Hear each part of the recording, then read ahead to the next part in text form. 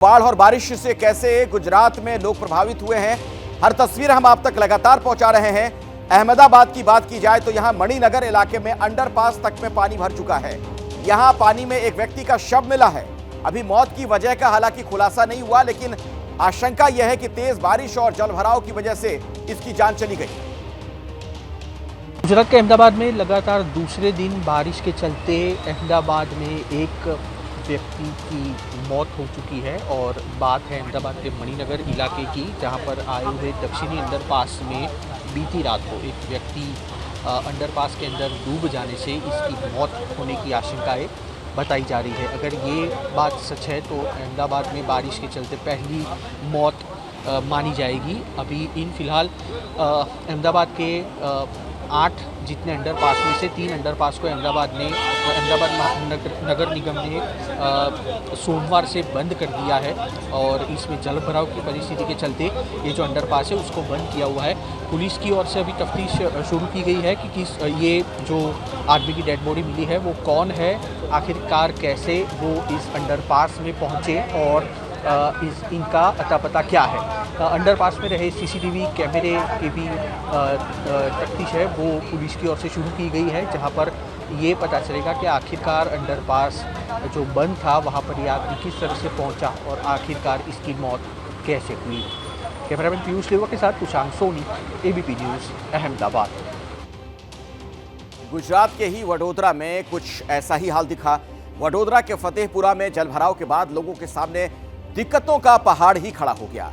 वडोदरा में बारिश के बाद विस्मृत नदी उफान पर बह रही है। नदी का पानी ओवरफ्लो हो गया है। नदी का पानी अब शहर में घुस चुका है। ये वडोदरा का हाल आपके सामने है। विस्मृत नदी और उसमें ओवरफ्लो होने की वजह से रिहायशी इलाकों की तरफ अब पानी का रुख हो चला है। आप देख रहे हैं सड़कों पर क्या हाल है। घुटने भर पानी से लोगों को निकलना पड़ रहा है। हमारे एक और सहयोगी की रिपोर्ट यहीं से आपको दिखाते हैं। बड़ौदा शहर में कल एक ही दिन में 12 इंच बारिश गिरने की वजह से आप स्थिति देख रहे हैं कि पूरा शहर है यहाँ पर जल भराव हो चुका है। अभी हम बड़ौदा के फतेहगंज इलाके में हैं। कल 12 इंच बारिश तो हुई, मगर जो उपरवास के जो पानी है, देव डैम का पानी बड़ौदा के प्रताप नगर सरोवर में आता है, वहाँ से आजवा सरोवर में आता है और उसके बाद वहाँ से पानी सीधा विश्वामित्री नदी में आता है। विश्वामित्री नदी का जो जलस्तर है उसकी भयजनक सपाटी है 26 फीट है, मगर अभी 33.50 फीट में वो बह रही है। और उसके चलते आप देख सकते हो कि जो नदी का पानी है पूरे शहर में यहाँ पर बाहर आ चुका है। बात के तो फतेहगंज, सयाजीगंज, कारेलीबाग सहित कई इलाकों में पानी बाहर आ चुका है। साथ में जितने भी ब्रिजेस है जो विश्वामित्री नदी के ऊपर से बहते हैं निकलते हैं, उसके ऊपर भी पानी बह रहा है।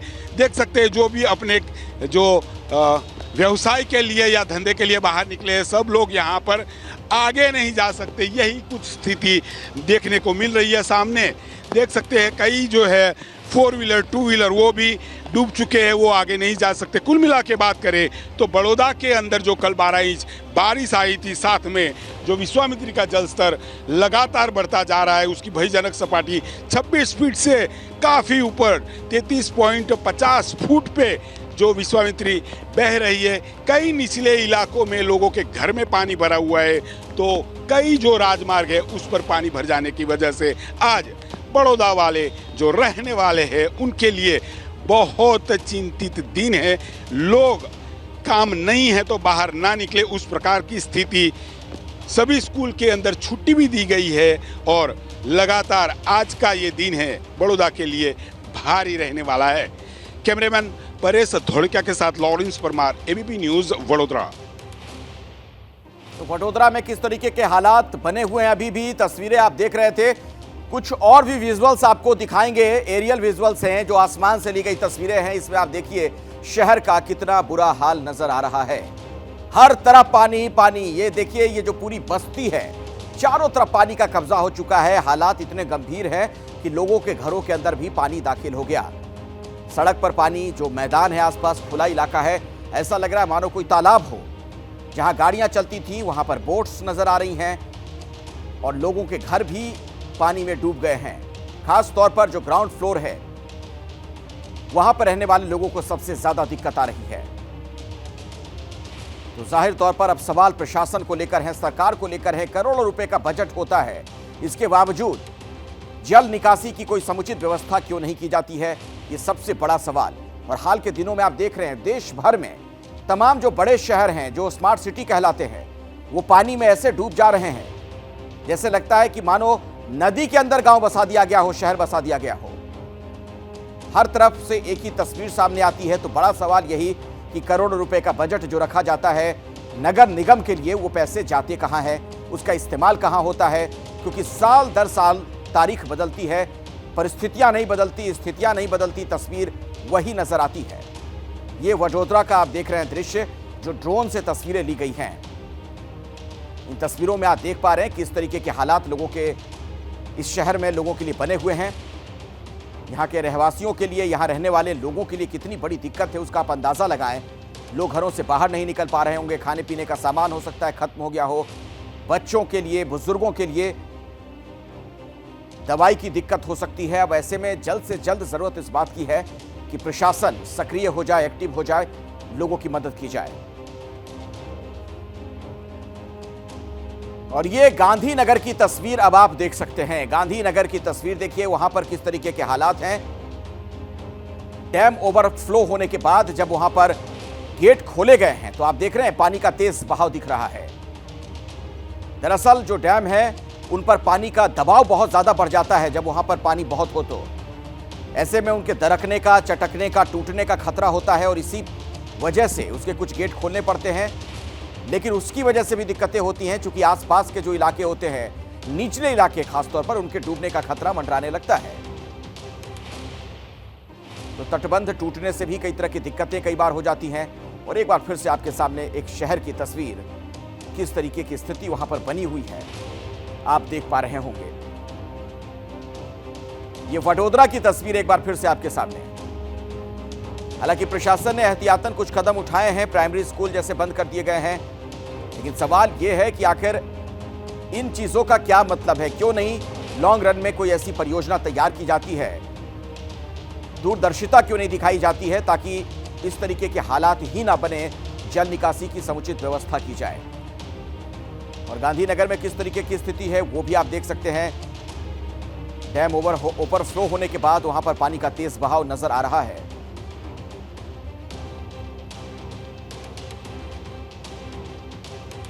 अहमदाबाद के कई हिस्सों में बारिश से हालात खराब हैं।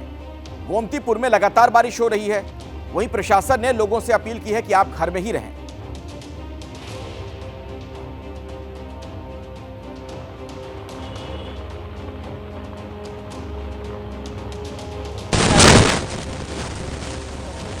ये अहमदाबाद की तस्वीर आप देख रहे हैं, जहां पर सड़कों पर आप देख पा रहे होंगे हर तरफ पानी ही पानी दिख रहा है। कुछ गाड़ियां भी खराब हो गई हैं, जहां तहां ये गाड़ियां फंसी हुई, ऑटो रिक्शा हो या वैन हो।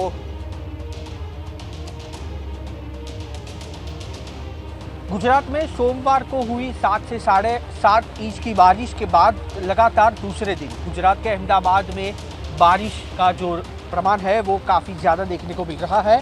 और इस वक्त हम मौजूद है अहमदाबाद के गोमतीपुर इलाके में, जहां से भगवान जगन्नाथ जी की रथ यात्रा भी निकल रही है। यहाँ पर जो स्थिति है वो देखने लायक है और प्रशासन की नींद उड़ाने वाली स्थिति है, क्योंकि यहाँ पर पिछले दिनों का जलभराव है वो यहाँ से उतरा नहीं कि दूसरे दिन लगातार बारिश है उसकी शुरुआत हो चुकी है, जिसको लेकर जनजीवन काफ़ी तरह से प्रभावित होता नज़र आ रहा है। शनिवार, रविवार और सोमवार के दिन छुट्टियों के कारण आज के दिन प्रशासन की ओर से ये अपील की गई थी कि लोग अपने घर में रहे, सतर्क रहे और काम अगर न हो तो इसके अलावा लोग बाहर न निकलें। और इसी के चलते अहमदाबाद में सुबह से ही बारिश की जो और जलभराव की जो स्थिति है वो यहाँ पर देखने को मिल रही है। कहीं रिहायशी इलाके हैं वहाँ पर पानी और जलभराव के चलते लोगों के जो जीवन है उसके ऊपर भी सीधी असर देखने को मिल रही है। और साथ ही में जो प्रशासन है वो अभी भी ये सोचने में लगा हुआ है कि ये पानी है उसको निकाला कैसे जाए। कैमरामैन पीयूष लेवा के साथ कुशांत सोनी, एबीपी न्यूज़, अहमदाबाद। और गुजरात के अरवल्ली की तस्वीर अब आपको दिखाते हैं। आसमान से जमकर आफत बरसी और उसके बाद किस तरीके का दृश्य है।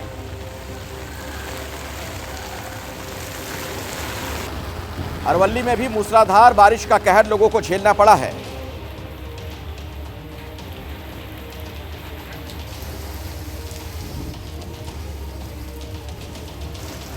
और अब आपको दिखा रहे हैं सरसपुर इलाके की तस्वीर। यहाँ भी हालात बहुत खराब हैं, सड़कों पर पानी भरा हुआ है।